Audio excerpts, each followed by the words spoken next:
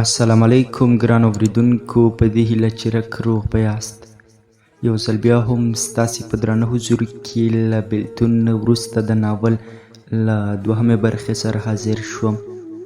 په دې هیله یم چې تر پایه مې ملتیا وکړئ. د تېرې برخې وروستي لفظونه: للمه د لیک لوستو ته ډېره بېقراره او بې صبره وه. ژر خپلې کوټې ته لاړه، لاسونه او پښې یې سخت رپېدل. د زړه درزه یې دومره لوړه وه چې ان غوږو ته یې هم احساس کېدله. لیک یې څو ځلې کلک کلک چپ کړل او بیا یې پرانیست. اصغر ورته داسې الفاظ لیکلي وه: نوې برخه. د زړه پر قلم، د محبت پر کاغذ خپل سلامونه، احترامات او مینه در وړاندې کوم. هغه څه چې زما پر زړه کې دي نور یې له تا نشم پټولی او نه یې هم د پټولو توان لرم. د کوم وخت نه مې چې ستا د ښکلې سپوږمیزه څېره لیدلې، پر ما خوب حرام شوی. سکون مې رانه تللی، زړه مې تل ستا لیدو ته ناقراره وي. په ژوند کې مې دا اول ځل دی چې د کوم چا په لیدو دومره خوشحاله کېږم. په ژوند کې مې اول ځل دی چې داسې یو احساس تجربه کوم، مګر ماته ستا په سترګو کې هم یو څه ښکاري، هغه څه چې ماته امید او انرژي راکوي. خو زه غواړم ستا له خولې نه یې واورم، هغه احساس چې زما لپاره یې لري. په ډېر امید او بېقرارۍ یې له تا اورېدل غواړم، ستا د ښکلي مخ د لیدو په هیله. د للمې له سترګو د ملغلرو په شان اوښکې پر لیک تویې شوې. خوله یې له خندا ډکه و، لیک یې چپ کړه او زړه پورې کلک ونیوه او بیا یې لوست. له هر ځل لوستو یې جلا خوند اخیسته او له هرې جملې ځان ته بېلابېلې معناوې جوړولې. نن شپه د هغې له سترګو د اصغر د مینې اظهار خوب تښتولی و. کومه مینه او احساس چې اصغر درلوده، للمې هم ورته مینه او احساس د اصغر لپاره لرله. د اصغر خوب هم نه و. د کوټې د کړکۍ مخې ته د اسمان په ننداره کې ولاړ و. ستوري یو تر بل ډېر ځلېدل، مګر د اصغر توجه ټوله سپوږمۍ ځان ته کړې وه. اصغر په سپوږمۍ کې د خپلې للمې ګرده څېره او ښایست کتلو او د هغې له لیدلو یې ډېر خوند اخیسته. شېبه وروسته یې فکر لږ ګډوډ شو چې آیا نجلۍ به هم ورسره مینه لري. که څه هم زه پوهېږم چې هغه له ما سره مینه لري، خو په ما به باور وکړي، زما د مینې ځواب به په مینه راکړي. که داسې ونه کړي، که له ما مخ واړوي، زه خو به مړ شم، یا به د یعقوب په شان د اوښکو تویولو له لاسې ورپسې وړون شم. بیا یې په خپله ځان ته ډاډ ورکړ: نه اصغره، دومره زر منفي فکر مه کوه، که هغه دې نه دی اورېدلی، زړه نه زړه ته لار وي. للمه بیا ټوله شپه ویښه وه. ناڅاپه یې فکر ته خپل ژوند او د اصغر د ژوند راغی. دواړه یې سره مقایسه کړل، خپله د غریبۍ جونګړه او د اصغر دوی د خانۍ ماڼۍ. ډېر توپیرونه و. زړه یې ډېر ودردېد. اوښکو یې سپینې غاړې ته لارې جوړې کړې، ښه ډېر یې وژړل. سهار یې سترګې سرې او پړسېدلې وې. مور یې په بېقرارۍ وپوښتل: څه در باندې شوي، ولې دې ژړلي؟ للمې ژر پلمه ور جوړه کړه: نه مور جانې، ژړلې مې نه دي، هغه بېګا شمال لګېده نو زما سترګو ته یې شګې راوشیندلې، په هغې وجې ترې اوښکې لاړې. اصغر ډېر د وخته د دروازې مخې ته په بې صبرۍ د خپل ځواب او د خوږې مینې لیدو ته انتظار ایستلو، خو بالاخره انتظار پای ته ورسېد. همدا چې د للمې پر سرو سترګو یې نظر پرېوت، نو زړه یې ډېر وارخطا شو. ډول ډول فکرونه ذهن ته راغلل. له ځان سره یې ګریوګنې شروع کړې، ضرور به یې زما پر لیک ژړلي وي. شاید مطلبي به ورته ښکاره شوی وم، بیا به یې ضرور د مینې پر ځای زما لپاره د هغې پر زړه کې کرکه پیدا شوې وي. کم عقله صبر به دې کړی وی، دومره ژر څوک د خپل زړه او مینې اظهار نه کوي. مګر د للمې په شونډو د هغه لپاره نازکه او خوندوره مسکا پرته وه، او په ښکلو غټو سترګو یې د مینې نظر پروت و. تورو قات کړو بڼو یې د هغې پر زړه غشي ورول. د هغې په دې ډول کتو د اصغر زړه ته یوه اندازه ډاډ او سکون ورکړل شو، او له فکر نه یې تېرې منفي خبرې لرې کړې. دا چې اصغر ته یې د خپلو خویندو فکر وانه وړي، نو خپل ځان یې په تلو تلو کې د کتاب پر لوستو بوخت کړ. مګر د کتاب لوسته چیرې ته و، بلکې هغه د سترګو په کونجونو کې د للمې د ښایست لوستنه کوله. للمې به یو نیم نظر د هغه په لور وکړ.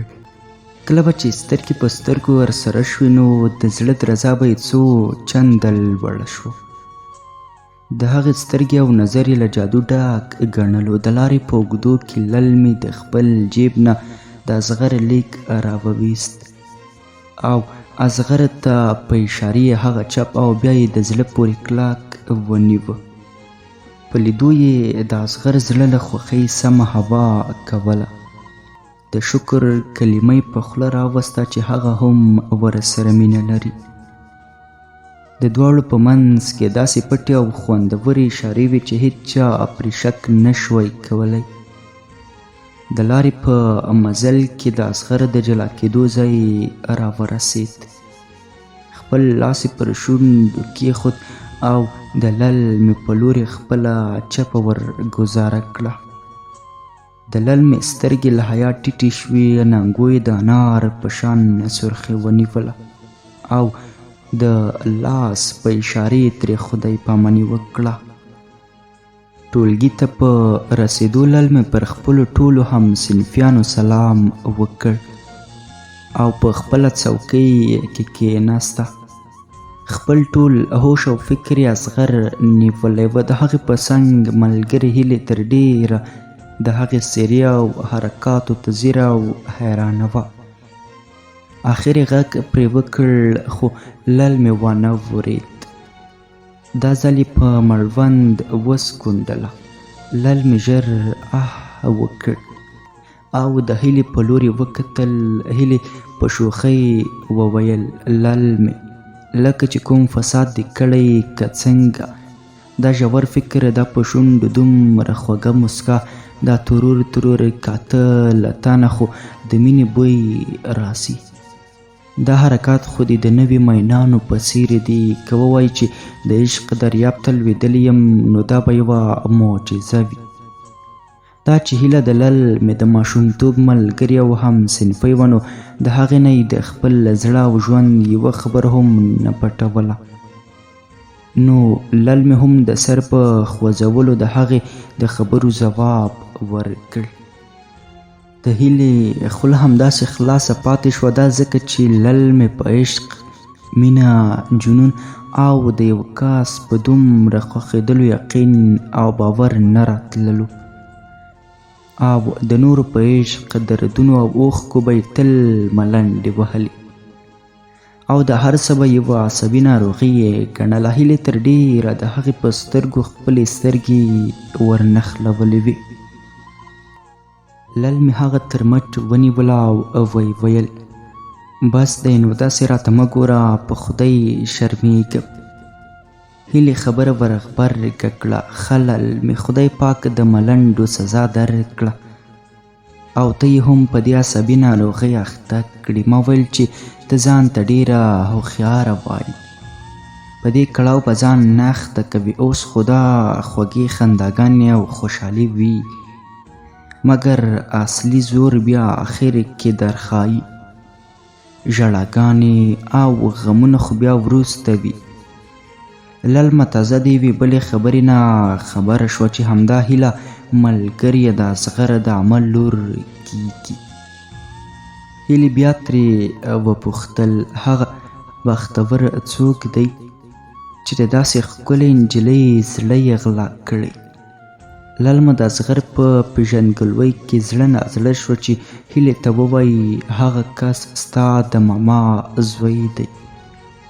خو ژر یې پرېکړه بدله کړه او د هغې نه یې د اصغر پیژندګلوۍ پټه کړه او دا کار یې د خپلې مینې د پټ ساتلو لپاره وکړ. د هیلې د ډیرو مسخرو او ځورولو وروسته دواړه سره غلي شول. له لږې چوپتیا وروسته هیلې د للمې په لور وکتل او ویل للمې یوې خبرې ته ډېره فکر وکړه او هغه دا چې ته ډېره ښکلې یې. هر نارینه دا غواړي چې په ژوند کې ښکلې نجلۍ وي چې په دې کې غلط انسانان هم شته چې یوازې د نجلۍ له ښایست سره مینه لري، د هغې له ظاهر سره کار لري نه د زړه او باطن سره. للمه د هیلې په مطلب پوهه شوه او د هغې خبره یې ور غوسه کړه. ویل پوهېږم هیلې مګر رښتینې مینه هېڅکله پټه نه پاتې کیږي. رښتینې مینه هغه اور دی چې په زړه کې د بلیدو سره یې شغلې له سترګو ښکاري. د رښتینې مینې احساس دومره پاک او سپېڅلی وي چې سیده زړه ته ننوځي. زړه دې په درزېدو راولي، د خوښۍ او سکون احساس درکوي، هغه احساس چې په مجازي مینه کې نه محسوسیږي. هیله په دې خبرو ډېره حیرانه شوه او ورته یې وویل سمه ده ته خو پوره ډوبه شوې یې، په 2 ورځو کې دې دومره بدلون وکړ او د مینې په هکله دې دومره څه یاد کړل چې اوس به انشاءالله زموږ به دعاو پرته له دردونو خپلې مینې او منزل ته ورسیږي.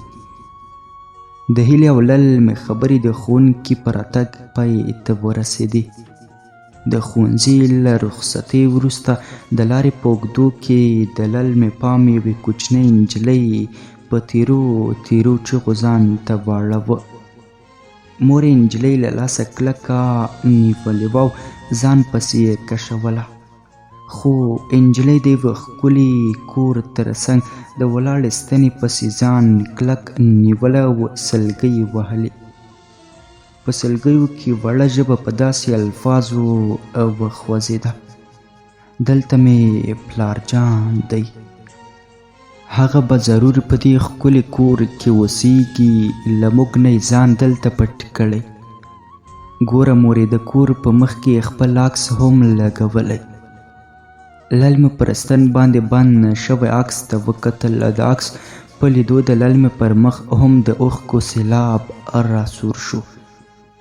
عکس د یوه 29 کلن نظامي سرتېري و چې 1 میاشت مخکې د خپل ځان په قربانولو سره د خپلو ډیرو بېګناه افغانانو ته د مرګ ژوبلې مخه ونیوله. سرتېري د ښار په یوه ګڼه ګوڼه کې ځانمرګې ته غېږه پرانیسته.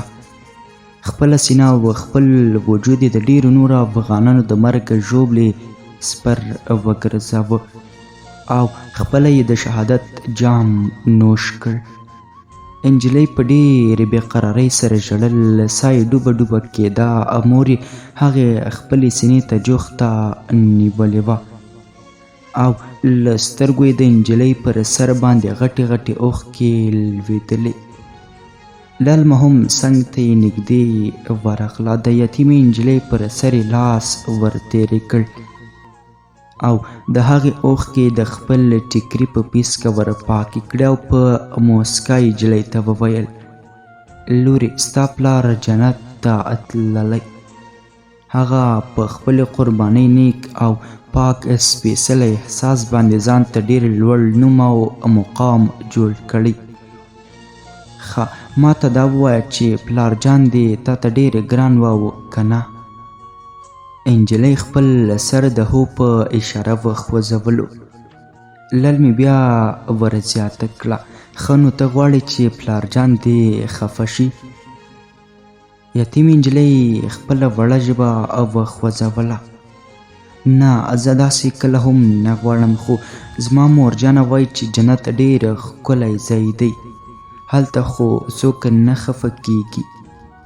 لل مې ژر د هغې د خبرو ځواب ورکړ: خو لورې، مور دې رښتیا ویلې، مګر که ته داسې ژاړې او خپل پلارجان دې غواړې او په هغې پسې خفه کیږي، نو بیا پلارجان دې ستا په ژړا باندې په جنت کې هم خفه کیږي.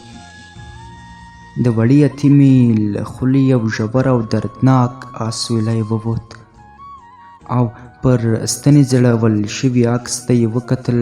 بیا یې وړه او خوږه ژبه داسې وخوځوله: پلارجانه، دا چې ته په جنت کې زما پر ژړا خفه کیږي، نو زه نه ژاړم.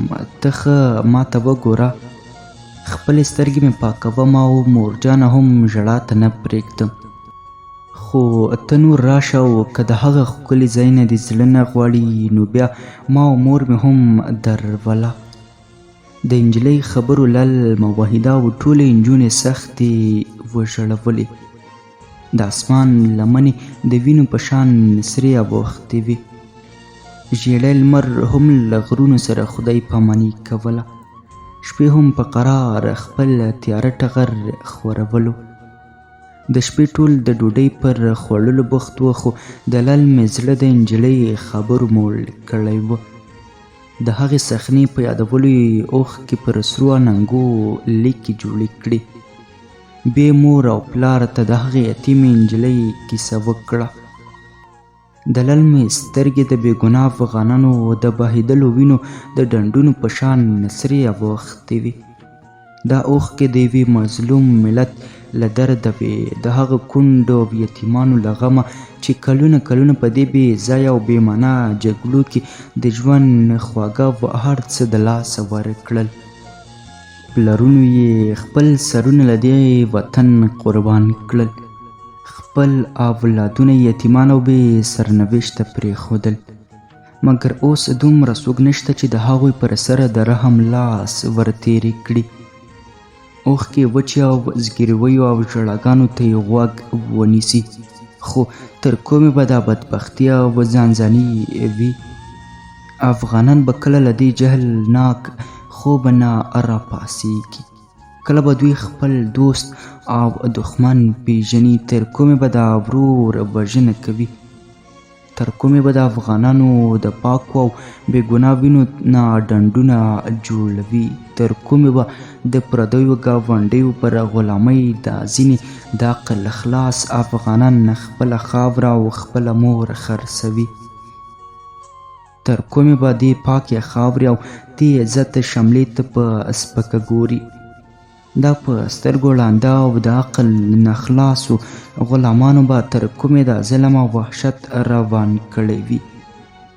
مګر خو که چېرته افغانان سره یو موټی شي، هر ډول تعصب ته د پای ټکی کېږدي، په خپلو کې د ورورولۍ لاسونه ورکړي، خپل دوست او دښمن وپېژني، نو بیا به خپل ځان، خپل هېواد او خپل خلک د پردیو له ظلم او لوبولو څخه وژغوري. دې وحشت او تیرې ته به د پای ټکی کېښودل شي. ګران افغانستان به یو خپلواک او واحد هېواد شي، هغه هېواد چې با غیرته او با شهامته غازیانو او باتورانو په خپلو سرو تورو او د سر په بایللو سره آزاد کړی و. لکه څنګه چې مو په خپله میړانه او همت انګریزان په ګونډو کړه، همدا شان به هر دښمن د دې مقدس خاورې نه رسوا او شرمنده وباسو، ځکه دا یوه غیرتي خاوره ده. هر بې غیرته دښمن پکې وخت نشي تیرولی او نه هم هر پردی ورته د ټینګې دی. د لل مې د وطن سره بې سارې مینې او دې خبرو یې د ټولو سترګې نمجنې کړې. د هغه پسې وروسته هر یو خپل نظر او مینه څرګندوله. پلار یې د نصیحت په توګه خپلو اولادونو ته وویل: بچیانو، دا وطن زموږ د ټولو افغانانو ګډه مور ده او دا مور په علم او پوهې سینګاروو اولادونو ته ضرورت لري. موږ ټول افغانان باید له ځانه دا د ناهیلۍ کمپله لرې کړو او له دې بېځایه فکر نه هم ځان خلاص کړو چې نور به راپورته کېږي او موږ ته به زموږ وطن را جوړوي. افغانان اوس هم هماغه افغانان دي کوم چې د محترم غازي امان الله خان په وخت کې وه. هغه افغانان چې خپله خاوره یې په خپله مېړانه او همت ساتله. صرف دا پردي او په افغانانو تپل شوي جګړې د دوی هوډونه او د فکرونو روښنایي پیکه کړي.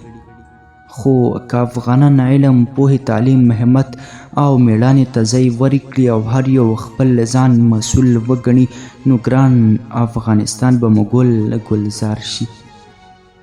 د ډوډۍ خوړلو او خبرو اترو وروسته د تل په څېر ټول خپلو کتابونه او کتابچې راواخیستې. لل مې د خپلو درسونو وروسته د خپلو کوچنیو خویندو او ورونو نه د هغوی د درسونو او د کورنیو دندو کتنه وکړه او هغوی ته یې د درس ښودنه وکړه. تر ویده کېدو مخکې لل مې څو ځلې د اصغر لیک ولوسته او چاپ یې کړ. اخر یې د خپل بالښت لاندې کېښود او ډیرو خیالونو او فکرونو وروسته د خوب غېږې ته ولاړه. سهار چې کله لل مې خپل د ښوونځي جامې په غاړه یې کړې نو د جامو جیب ته یې لاس کړ خو په جیب کې لیک نه و. له لږې ویرې وروسته وریاده شوه چې د خپل خوب بالښت لاندې یې ایښی و. دا هم په بیړه د خوب کوټې ته ولاړه مګر هلته په کوټه کې هر څه بدل و. کوټه پاکه جارو شوې وه او بالښتونه هم منظم شوي وو. د ډېرې ویرې د لل مې پر تندي خولې راماتې شوې. رنګ یې تک ژیړ واوښت. د کوټې هر کونج یې ولټو مګر لیک یې تر سترګو نه شو. د هغې ویره او د زړه درزا نوره هم زیاته شوه. لل مې د کوټې له کړکۍ نه د خپلې مور پسې نظر وځغلوه. مور یې په عادي حالت کې د انګړ په پاکولو بوخته وه.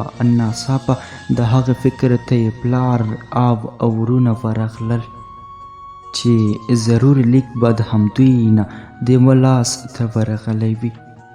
اوس به څه کېږي؟ په اصغر به څه کوي؟ نه خدایه، د مینې غوټۍ مې مخکې د غوړېدو نه مخه ځانوه. خدایه یوازې خپل رحم دې پر ما وکړه. مینه مې ماته وساته. لل ملا په کوټه کې ډېره بېشیمې په همدې فکرونو کې وه چې مشر ورور یې په قهر کوټې ته ورننوت. د ورور له سترګو یې سم اور ورېده. قهر او غوسه یې له څېرې ورایه ښکارېده. د لل مې پر زړه او بدن داسې سستي راغله چې پر ځمکې ولوېده. ورور یې په ډېره قهرجنه لهجه وویل: ګرانو اورېدونکو، دا و له بېلتون وروسته د ناول دوهمه برخه. تر بیا راتلونکې برخې تاسې په پاک او مهربان رب سپارم.